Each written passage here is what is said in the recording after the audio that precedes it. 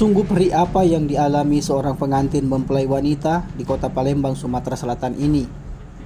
Dwi Oktaviani yang berusia sekitar 39 tahun meninggal dunia usai melaksanakan akad nikah di rumahnya yang terletak di Jalan Iswayudi, Kecamatan Kalidoni, Palembang. Diduga kuat nyawa Dwi Oktaviani melayang karena terlalu lelah. Salah satu anggota keluarga korban yang tak ingin disebutkan namanya saat dijumpai membenarkan peristiwa tragis yang dialami ayundanya itu.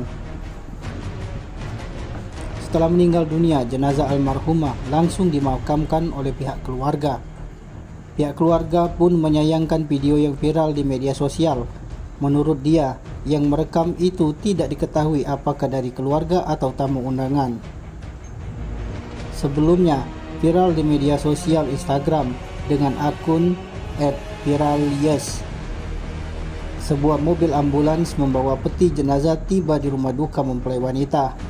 Mobil itu membawa jenazah mempelai wanita yang meninggal diduga akibat kelelahan usai melakukan ijab qabul.